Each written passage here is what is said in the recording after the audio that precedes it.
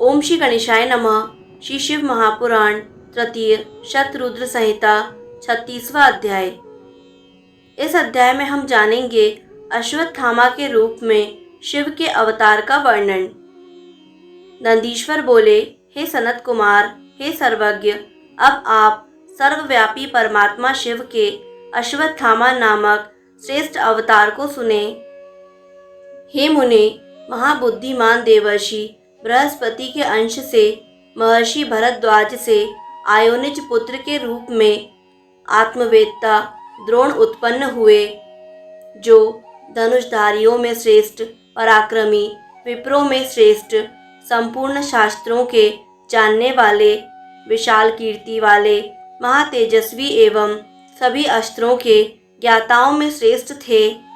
जिन द्रोण को विद्वान लोग धनुर्विद्या में तथा वेद में पारंगत, वरिष्ठ, आश्चर्यजनक कार्य करने वाला और अपने कुल को बढ़ाने वाला कहते हैं। हे द्विज, वे अपने पराक्रम के प्रभाव से कौरवों के आचार्य थे एवं उन कौरवों के 6 महारथियों में प्रसिद्ध थे। उन द्विजोत्तम द्रोणाचार्य ने कौरवों की सहायता के लिए पुत्र की इच्छा से शिव जी को लक्ष्य करके बहुत बड़ा तप किया। उसके बाद हे मुनि सत्तम, उनके तप से प्रसन्न होकर भक्तवत्सल भगवान शिव जी द्रोणाचार्य के समक्ष प्रकट हुए। उन्हें देखकर उन ब्राह्मण द्रोण ने उन्हें शीघ्रता से प्रणाम करके हाथ जोड़कर विनम्र हो अत्यंत प्रसन्न चित्त होकर उनकी स्तुति की। उनकी स्तुति तथा तपस्या से संतुष्ट हुए भक्तवत्सल प्रभु शंकर ने द्रोणाचार्य से वर मांगो ऐसा कहा। शिव जी के इस वचन को सुनकर अति विनम्र द्रोणाचार्य ने कहा कि मुझे महाबली, सबसे अजेय तथा अपने अंश से उत्पन्न एक पुत्र दीजिए।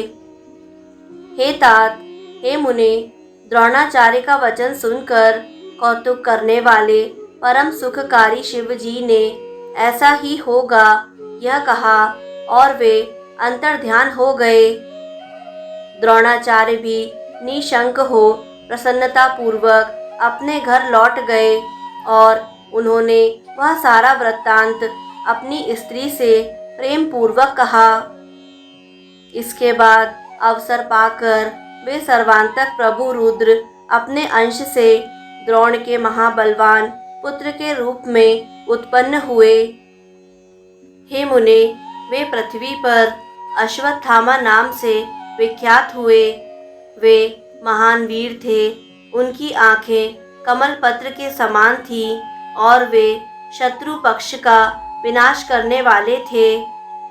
ये महाबली अश्वत्थामा महाभारत के संग्राम में पिता की आज्ञा से कौरवों के सहायक के रूप में प्रसिद्ध हुए। उन महाबली अश्वत्थामा का आश्रय लेने के कारण ही महाबलवान भीष्म आदि कौरवगण देवताओं के लिए भी अजेय हो गए। उन्हीं से भयभीत होने के कारण पांडव लोग कौरवों को जीतने में अपने को असमर्थ पा रहे थे और परम बुद्धिमान तथा महान वीर होकर भी अश्वत्थामा के भय से असमर्थ हो गए। तब श्री कृष्ण के उपदेश से महाबली अर्जुन ने शिव की कठोर तपस्या कर उनसे अस्त्र प्राप्त करके उन कौरवों पर विजय प्राप्त की।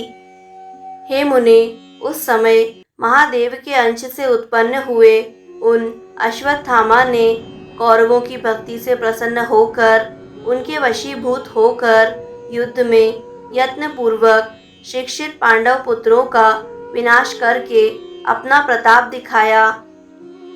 श्री कृष्ण आदि महावीर बलवान शत्रु भी उनके बल को रोक नहीं सके। पुत्र के शोक से संतप्त अर्जुन को श्री कृष्ण के साथ रथ से अपनी ओर आता हुआ देखकर वे भाग खड़े हुए। अश्वत्थामा ने अर्जुन पर ब्रह्मशिर नामक अस्त्र का प्रहार किया। उससे सभी दिशाओं में प्रचंड तेज उत्पन्न हो गया। अपने प्राणों पर आई हुई आपत्ति को देखकर अर्जुन दुखी हुए और उनका तेज नष्ट हो गया। तब उन्होंने कलेशक्रांत तथा भयभीत होकर श्री कृष्ण से कहा। अर्जुन बोले, हे कृष्ण, यह क्या है? यह दूसह तेज चारों ओर से घेरे हुए कहाँ से आ रहा है? मैं इसे नहीं जान पा रहा हूँ। नंदीश्वर बोले, अर्जुन का यह वचन सुनकर महाशैव उन श्री कृष्ण ने पार्वती सहित शिव जी का ध्यान करते हुए आनंद पूर्वक अर्जुन से कहा। श्री कृष्ण बोले, यह द्रोणाचार्य के पुत्र का महातेजस्वी ब्रह्मास्त्र है। इसके समान शत्रुओं का घातक कोई दूसरा अस्त्र नहीं है, ऐसा जानना चाहिए। आप शीघ्र ही भक्तों की रक्षा करने वाले अपने प्रभु शंकर का ध्यान कीजिए, जिन्होंने आपका सारा कार्य संपादन करने वाला अपना सर्वोत्कृष्ट अस्त्र आपको प्रदान किया है। आप इस अस्त्र के परम तेज को अपने शैव अस्त्र के तेज से नष्ट कीजिए। इतना कहकर स्वयं श्री कृष्ण अर्जुन की रक्षा के लिए शिव का ध्यान करने लगे। हे मुने, श्री कृष्ण की बात सुनकर अर्जुन ने अपने मन में शिव जी का ध्यान किया और इसके बाद जल से आचमन कर शिव को प्रणाम करके उस अस्त्र को शीघ्र ही अश्वत्थामा पर छोड़ा। हे महामुने, यद्यपि वह ब्रह्मशिर नामक अस्त्र अमोघ है तथा इसकी प्रतिक्रिया करने वाला कोई अन्य अस्त्र नहीं है, फिर भी वह शिव जी के अस्त्र के तेज से उसी क्षण शांत हो गया। अद्भुत चरित्र वाले उन शिव के संबंध में इसे आश्चर्य मत समझिए। जो अजन्मा शिव अपनी शक्ति से सारे संसार को उत्पन्न करते हैं, उसका पालन करते हैं तथा संहार करते हैं। हे मुने, इसके बाद शिव के अंश से उत्पन्न हुए तथा शिव जी की इच्छा से तुष्ट बुद्धि वाले अश्वत्थामा इस शैव वृत्तांत को जानकर कुछ भी व्यथित नहीं हुए। इसके बाद अश्वत्थामा ने इस संपूर्ण संसार को पांडवों रहित करने के लिए उत्तरा के गर्भ में स्थित बालक को विनष्ट करने का निश्चय किया। तब उस महाप्रभावशाली ने महातेजस्वी तथा अन्य अस्त्रों द्वारा रोके न जा सकने वाले ब्रह्मास्त्र को उत्तरा के गर्भ पर चलाया। तब उस अस्त्र से जलती हुई अर्जुन की पुत्र वधू उत्तरा व्याकुल चित्त होकर लक्ष्मीपति श्री कृष्ण की स्तुति करने लगी। इसके बाद श्री कृष्ण ने हृदय से सदा शिव का ध्यान कर उनकी स्तुति की तथा उन्हें प्रणाम कर जान लिया कि पांडवों के विनाश के लिए यह अश्वत्थामा का अस्त्र है। उन्होंने शिव जी की आज्ञा से अपनी रक्षा के लिए इंद्र द्वारा प्रदत्त अपने महातेजस्वी सुदर्शन चक्र से उसकी रक्षा की। शंकर की आज्ञा से उन महाशैव श्री कृष्ण ने गर्भ में अपना स्वरूप भी धारण किया। यह चरित्र जानकर अश्वत्थामा उदास हो गए। उसके बाद प्रसन्न चित्त महाशैव श्री कृष्ण ने अश्वत्थामा को प्रसन्न करने के लिए सभी पांडवों को उनके चरणों में गिराया। तदंतर प्रसन्न चित्त द्रोणाचार्य के पुत्र अश्वत्थामा ने श्री कृष्ण एवं समस्त पांडवों पर अनुग्रह करके प्रेम पूर्वक उन्हें अनेक प्रकार के वर दिए।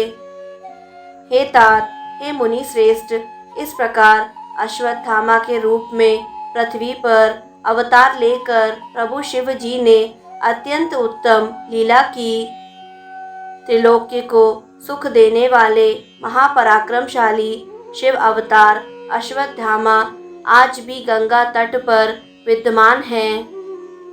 हे मुने, इस प्रकार मैंने आपसे अश्वत्थामा के रूप में प्रभु शिव जी के अवतार का वर्णन किया, जो संपूर्ण सिद्धियों को देने वाला तथा भक्तों को अभीष्ट फल प्रदान करने वाला है।